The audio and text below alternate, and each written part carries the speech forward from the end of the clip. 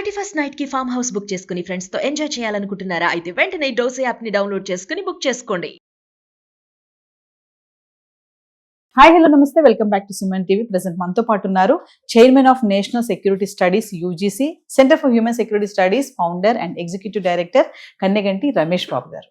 నమస్తే సార్. నమస్తే నవీన గారు. సార్, రీసెంట్ గా ఇప్పుడు F1 వీసా గురించి మనం గతంలో వీడియోలు మాట్లాడుకున్నాం చాలా వరకు. ఏంటంటే F1 వీసా పైన ఎవరైతే స్టూడెంట్స్ వస్తున్నారో చదువుకోవాలి, వెళ్ళిపోవాలి, ఇక్కడ సెటిల్ అవ్వాలనే ఆలోచన ఇంకా పెట్టుకోవద్దని చెప్పేసి ట్రంప్ చెప్పడం జరిగింది. ఆ మేరకు కూడా చాలా మంది ఆగిపోయారు కూడా. ఇప్పుడు మళ్ళీ కొత్తగా ఏంటంటే F1 వీసా మీద వచ్చిన వాళ్ళు చదువుకోవచ్చు, ఇక్కడ ఉండొచ్చు, వెళ్ళిపోవాల్సిన అవసరం లేదంటున్నాడు ట్రంప్. దీని వెనకాల ఏమైనా సీక్రెట్ దాగు అనుకోవచ్చు అంటారా? అసలు ఎందుకు మళ్ళీ కొత్త డెసిషన్ అంటారు?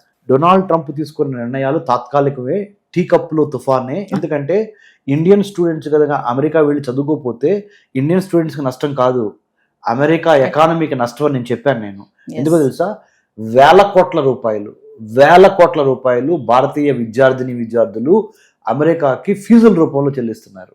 ఇప్పుడు ట్రంప్ గారు అర్థమైంది. ట్రంప్కి అర్థం కాకపోవటం ఏమి లేదు, ఆయన బిజినెస్ మ్యాన్, ఆయన తెలుసు. ఆ మాట అట్లా అప్పుడు ఎందుకు వాడాడంటే, అతను ఎంతవరకు తగ్గించగలిగితే అంతవరకు తగ్గించుకోగలుగుతాం, అంటే తప్పుడు చేస్తూ మోసాలు చేసి లోపలికి వచ్చేవాళ్ళని కొద్దిగా స్ట్రిక్ట్గా మాట్లాడదామని చెప్పి అట్లా మాట్లాడారు.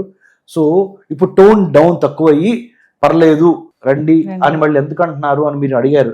ఎందుకంటే నిజము, వాస్తవము బయటకి ఏంటంటే money is the name of the game, money is honey.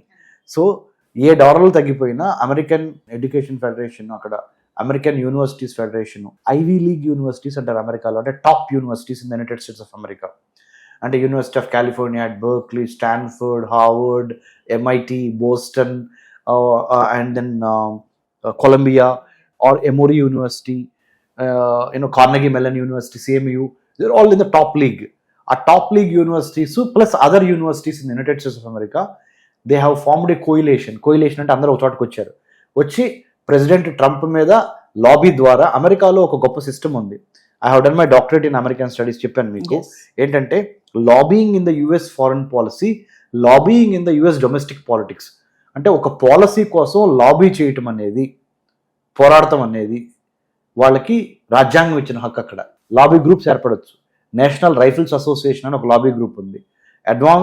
AIPAC అంటే America Israel public affairs committee అని ప్రో ఇజ్రాయలీ పాలసీస్ కోసం ఏర్పడిన లాబీ గ్రూప్.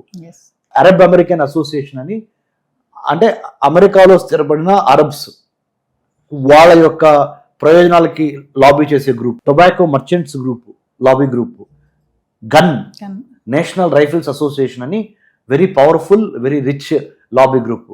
అంటే ఏం చెప్పదలుచుకున్నారంటే మీకు ఈ వీడియో ద్వారా మన తెలుగు ప్రేక్షకులకి, అమెరికాలో ఉన్న విద్యా సంస్థలు లాబీ చేసి ప్రెసిడెంట్ ట్రంప్కి చెప్పింది ఏంటంటే, మీరు దయచేసి మీ ఇష్టం వచ్చినట్టు మాట్లాడి మా పొట్టగొట్టద్దు, ఎన్నో కోట్ల రూపాయలు ఖర్చులు పెట్టి మేము ఇన్ఫ్రాస్ట్రక్చర్ డెవలప్ చేసి ఇక్కడ యూనివర్సిటీ సిస్టమ్స్ ఏర్పాటు చేశాము.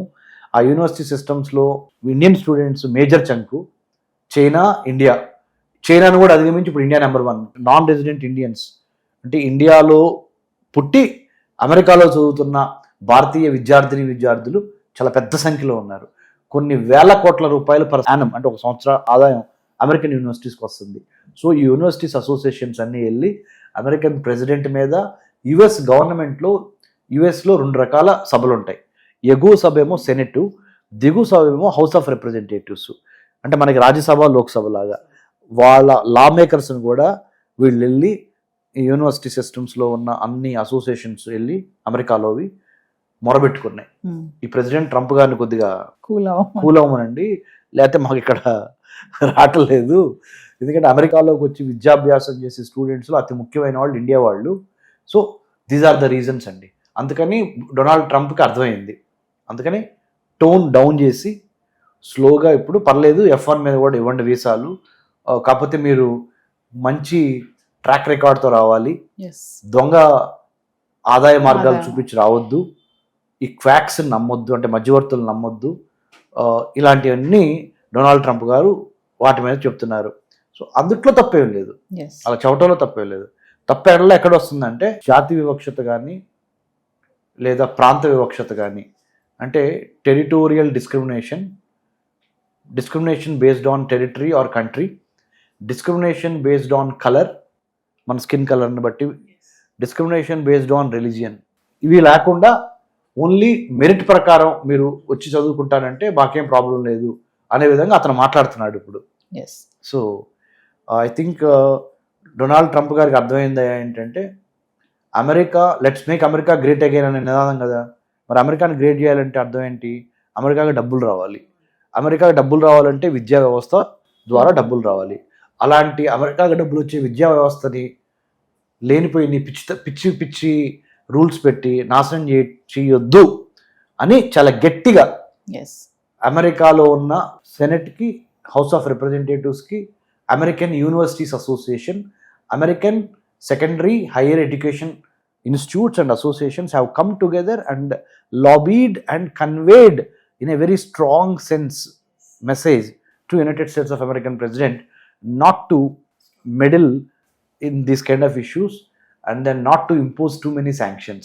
సో అంటే ఇప్పుడు క్లారిటీ వచ్చేసినట్టే కదా సార్, F1 వీసా మీద వచ్చిన వాళ్ళు చదువుకోవచ్చు, చక్కగా సెటిల్ అవ్వచ్చు, అంటే మీరు అన్నట్టుగా స్కిల్ అండ్ టాలెంట్తో ఉన్న వాళ్ళు. ఇంకోటి ఏంటంటే ఓవర్ వర్క్ చేసి జాబ్లో ఉంటా, లేకపోతే ఓవర్ టైం చేసి, లేకపోతే ఇంటర్న్షిప్స్ చేయకుండా, లేదా క్యాంపస్లో పార్ట్ టైం జాబ్స్ని లెక్కకు మించి చేస్తే ఇప్పటికీ US homeland security, department of immigration వీళ్ళందరూ ఒక కన్నే సెట్ పెట్టారు. సో నా అప్పీల్, మనము వేరే వాళ్ళ ఇంట్లో ఉన్నప్పుడు ఆ ఇంట్లో వాళ్ళ యొక్క మర్యాదలు ఏవైతే ఉన్నాయో వాటిని పాటించడం, ఆ సాంప్రదాయాన్ని పాటించడం చాలా అవసరం. లేకపోతే ఆ ఇంటికి మనము అగౌరవపరిచినట్లు అవుద్ది, వాళ్ళు కూడా మనల్ని బయటికి పంపించేస్తారు. సో దయచేసి ఇండియన్ స్టూడెంట్స్ కూడా అమెరికాలో మీరు ఓన్లీ గెస్ట్స్గా వెళ్ళారు, అంటే అతిథులుగా వెళ్ళారు కాబట్టి ఆ దేశం యొక్క సాంప్రదాయాలు, చట్టం ఏంటి, రాజకీయం ఏంటి, అక్కడ ఉన్న కల్చర్ ఏంటి, అక్కడ ఉన్న వర్క్ ఎథిక్స్ ఏంటి, దానికి అనుగుణంగానే పని చేయవలసిందిగా నేను కోరుతున్నాను. Thank you sir. Thank you Naveen గారు.